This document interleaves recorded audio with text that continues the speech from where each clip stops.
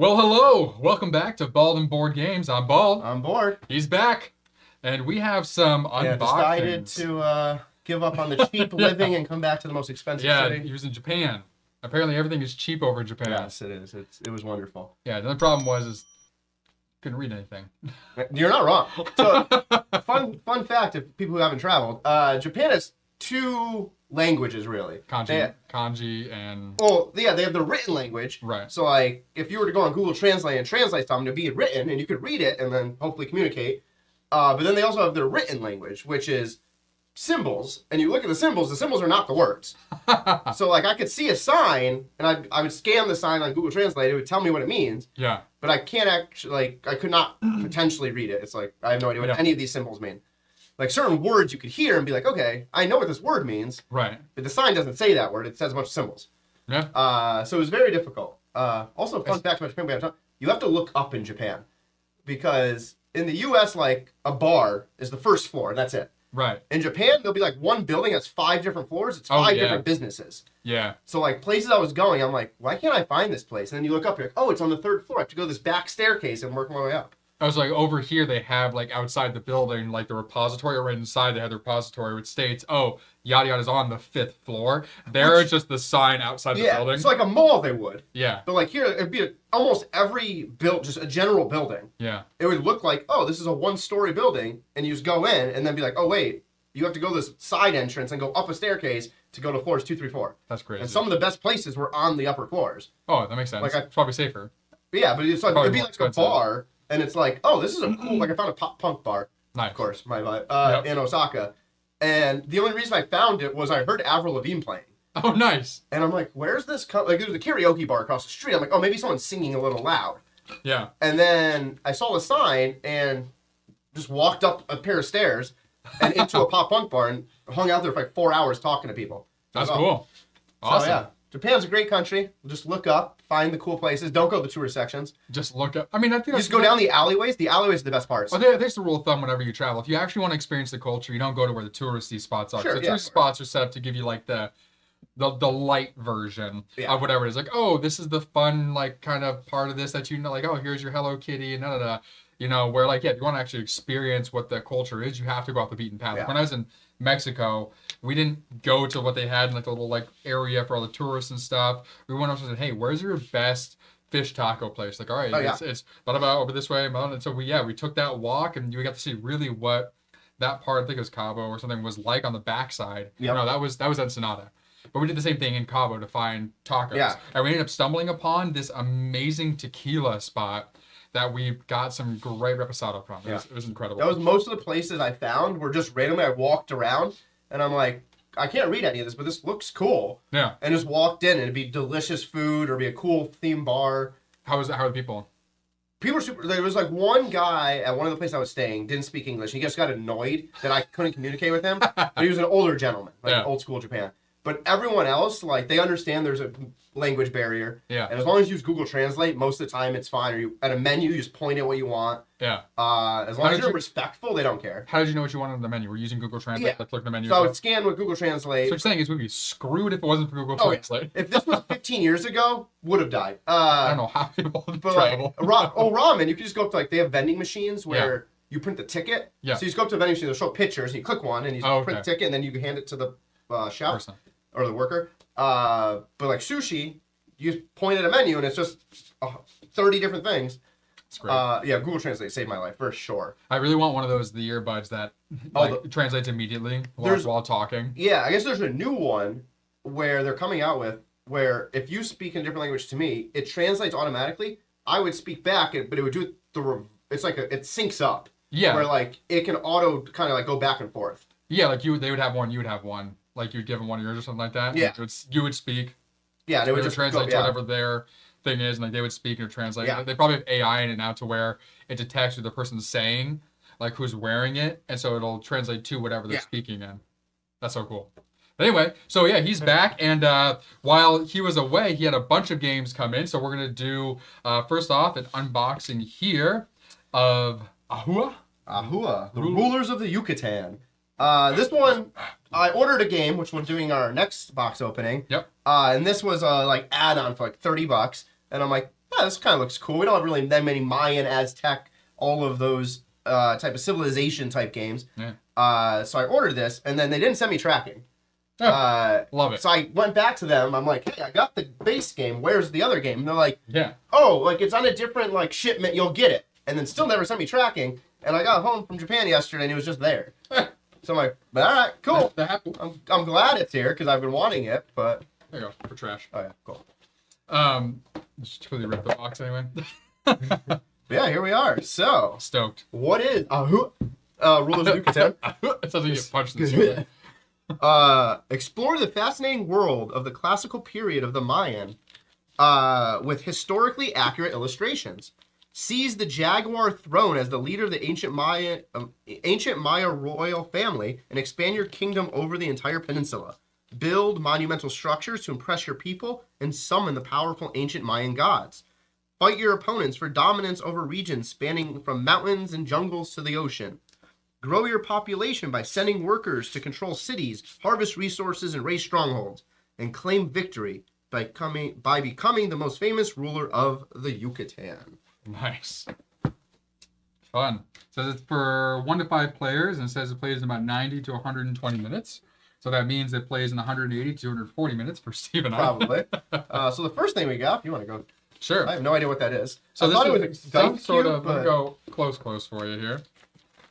It looks like it's probably some replacement piece for the game. I wanted this like a round marker, but it's a pillar that has so 2 characters, a character on one side, a character on the other side, and then the typical like Mayan language. Oh, so it doesn't. Oh, I thought it was gonna be something like it rolled like. No, it definitely. Well, it has the open base crypto here. Thing. You know, the. Yeah. I can't remember what it's called. Yeah, but no, National Treasure or whatever. It seems like it's definitely something that you're probably using to move. It could go on something maybe. There's an open spot in the bottom. Yeah. Okay. Cool. We'll find out. Yeah. Yeah. So for this game, we're gonna do a full unboxing. And we'll have this on our YouTube, obviously. Yep. You'll see the rulebook rundown a little bit later. Because we gotta find time. We have so many videos to catch up on. If you've been watching along, we have we used to Mythwind and like 17 different expansions. And with Spire's End. So we had a bunch of videos coming out for you. So yeah, so Spire's End, Mythwind. So by the time this goes up, Mythwind's probably up. So we're not streaming right now. That's true. Not live. Yeah, and I realized that halfway through my speech. So it's rusty. Yeah. It's like, we're only on YouTube. Yep.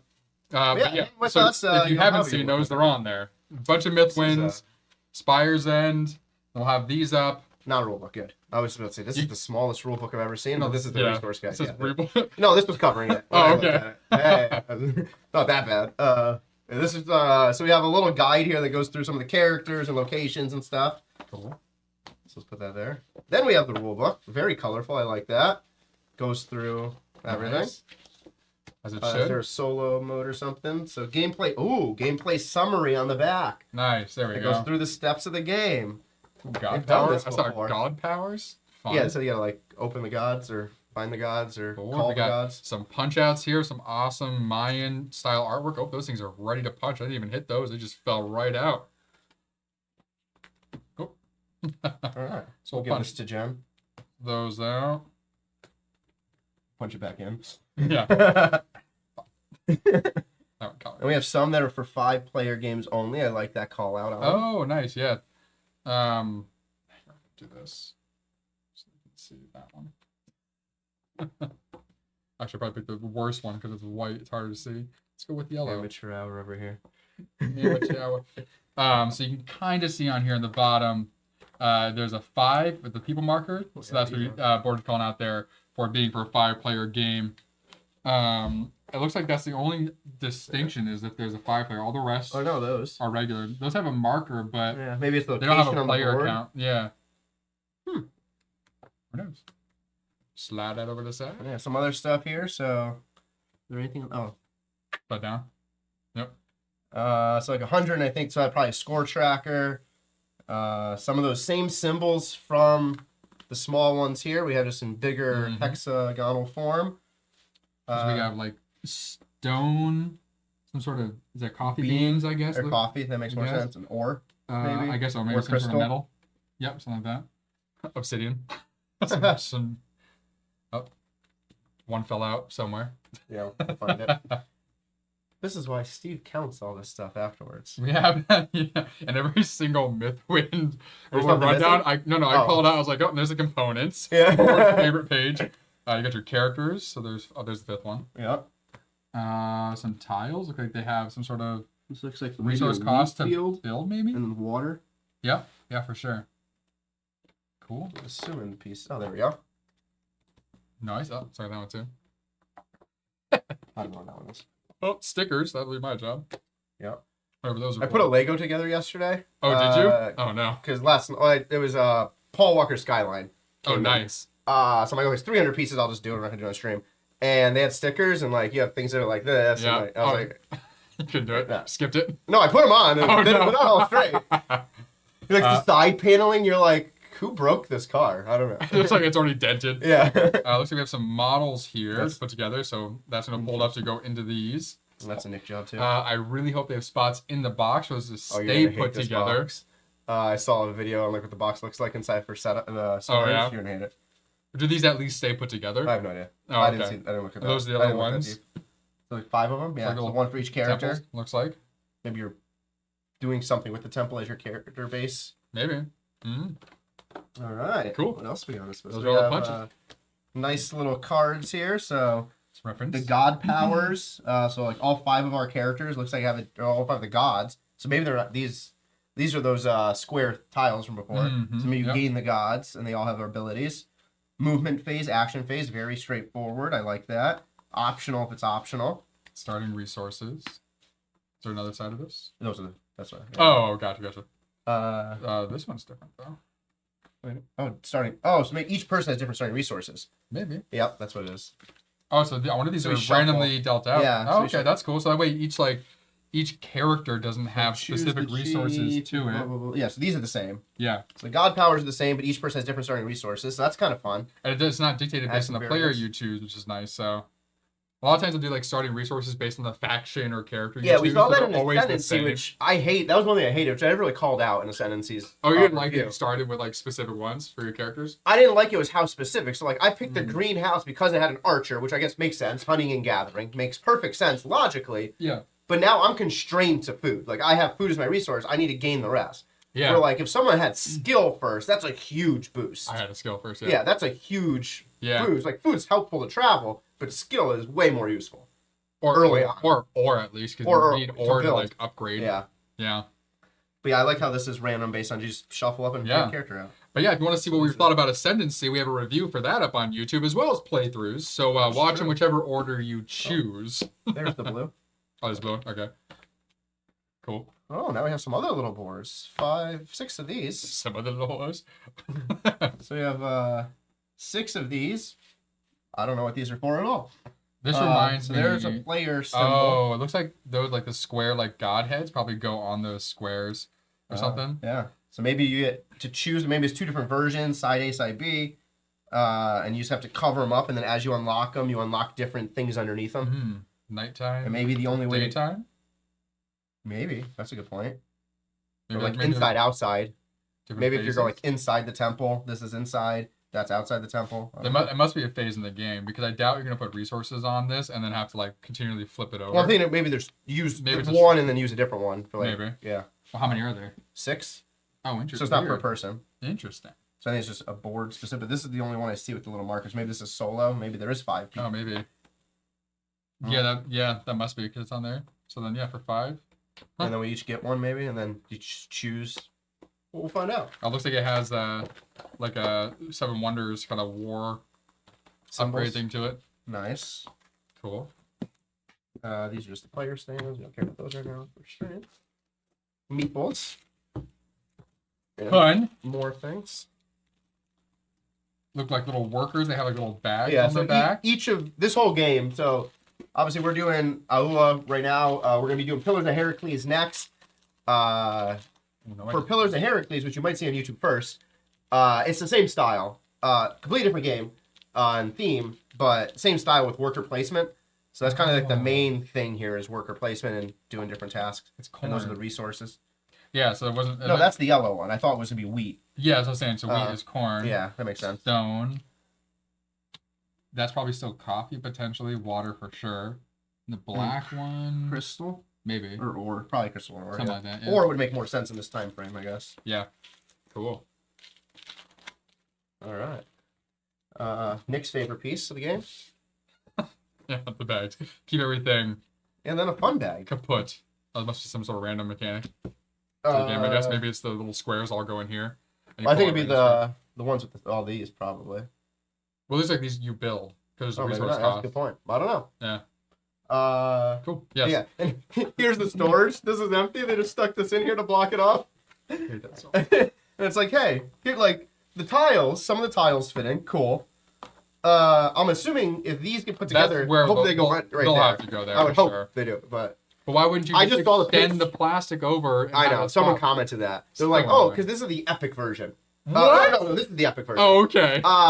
Sorry, different game. So I think the box in here is almost the same though. Okay. And someone called that out, and they're like, what is this? Like, I didn't pay for the base version. I paid for the epic version. And they're like, oh, we just, like, the base version doesn't have this. It's just a box. This is the epic version. And we're like, what? So I don't know. I just saw a picture of Pillars of Heracles, and it seemed similar to this. Yeah. And we're like, oh, that's going to be rough. Yeah, well, if we do a review. Yeah. Then we have a deck of cards. So it looks like a bunch of different colors here. So 1, 2, 3, 4, 5, 6. Cool. We have a little random thing there. Oh, interesting. It looks like a track to some sort of tool. Yeah, and then these all have numbers and some symbols on them.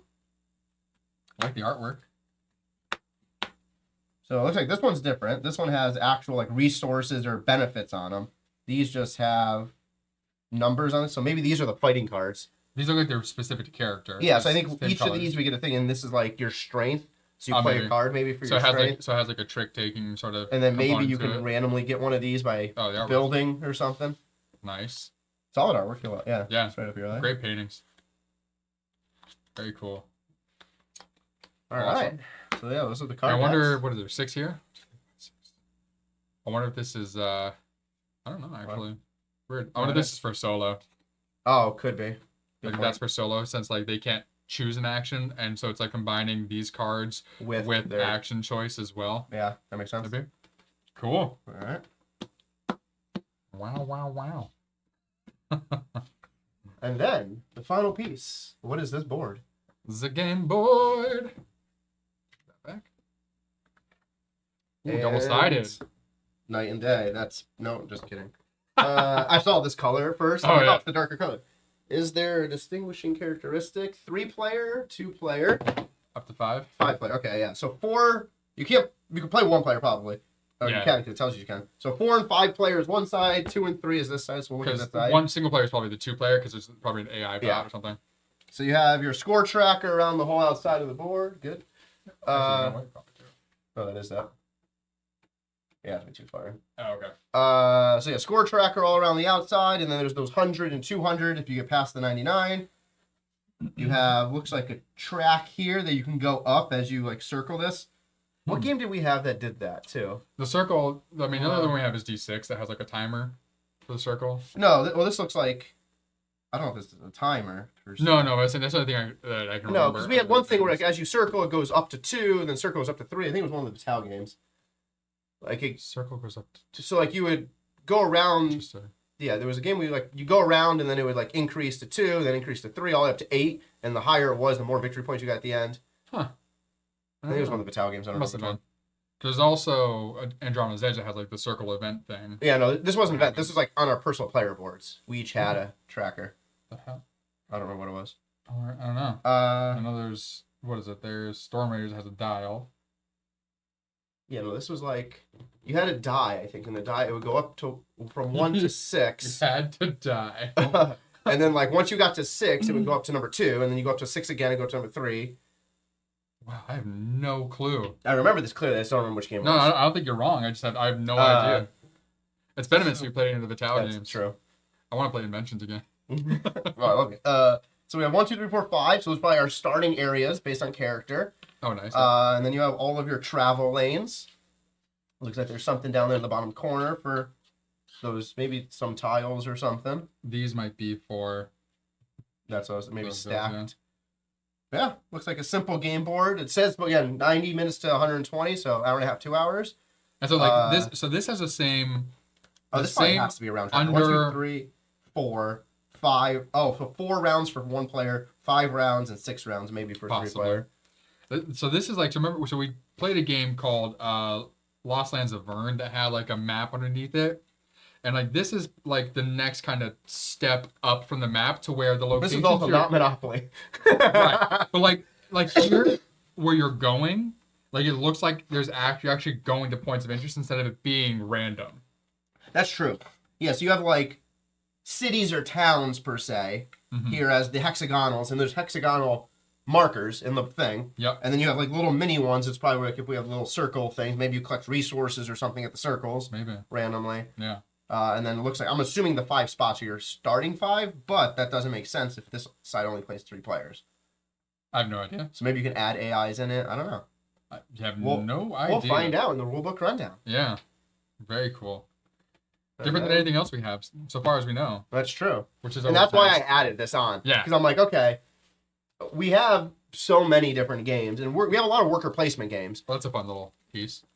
Oh, the symbol, yeah. I wonder if like this that's like the round tracker, and like this is like a different round tracker, maybe. Yeah, I have no idea what that's for. I don't know. Hopefully it says in the book. I'm assuming it does if they added it in. Yeah. But yeah, then we'll have all the punch outs. They'll all go in here. Hopefully the little things will fit there, and then everything just fits on top. We will figure all of that out. We'll bring this. No, I'm back. I was just gonna stack it all and give us a gem. Gotcha. Let me get this out of the way. Ooh, I wonder what the stickers are for. Yeah, I don't. There's a bunch of small circular right here. stickers. Oh, okay, yep. Glad I'm not doing that. Yeah, but all of these, I enjoy. I honestly love doing this part. Because I had to reorder stickers. Production site tiles. Nope, those are the big circles. Yeah. Player markers. There we go. So 7 player markers of each color. So I'm assuming here somewhere it's going to say there's 5. Through. There's 5 different colors. Yeah. I'm assuming it's just going to glance through here. That you're going to have to place those on. It doesn't tell you the rule. Talking about the setup. Yeah, here we go. 12. Each player choose a player color. They take decide whether to play day or night. That's what those are. Yeah. With your player board. For the first game, we recommend day. Sure, that didn't answer the question though. I mean, they definitely would go on these because that's all there is. No, I agree. But I wish it would just size. tell you right off the bat. I wish it would just tell you, like in the first page, hey, do this. So speaking of stickers or getting rid of things or not getting rid of things, solo mode. So when I did the unboxing for Mythwind, we had some deluxe shadow mode. like little like dowel pieces that are used in the boards, but to save the game because it has a flat top, you have to keep the punch out pieces. The dowel ones were placed during gameplay, which I put in the box and thrown in the recycling. I had to go into the recycling. I got so lucky because it rained that morning. Literally, these pieces that I need to snag, 1 were still there, and 2 were some of the only boards that weren't touched by water. Nice. It was ridiculous luck. Yeah, there's no specific easy call out on what to do, but I'm assuming they just go on all the pieces. So what we'll do is we'll end up see how many of these there are, and if there are only, you said there's 7 per person, which means that a sticker go on one side, a sticker go on the other side. The thing I have to figure out is, does this sticker go on one side and this on the other side? Which is most likely the case because there's 7 and 7. Yeah. Because I had a game that we can play in March, co-op or solo, Robinson Crusoe. Oh, that passed already 2 months ago. May, another M word. Come on. May. Justin Timberlake told us last week. It's gonna be 2 May. days ago. I had them play that at stickers. midnight. I had to reprint sticker. I had to re-get stickers because I put them on incorrectly on that. Nice. I assumed they went some way. Anyway. Yeah, we'll figure that out off stream, but that was a nice, little complicated, but it's not as simple as it. We just trying to figure out what we're doing before the rulebook rundown, like usual. Yep. That's that track. Yeah, but this is what Ahua, Rulers of the Yucatan. Looks fun. Cool. Can't wait to dive in. Alrighty. Well, thank you for joining us here at Bald and Board Games as we did an unboxing of Ahua, Rulers of Yucatan. I'm Bald. On board. We'll see you in the temple city in El Dorado. Yucatan.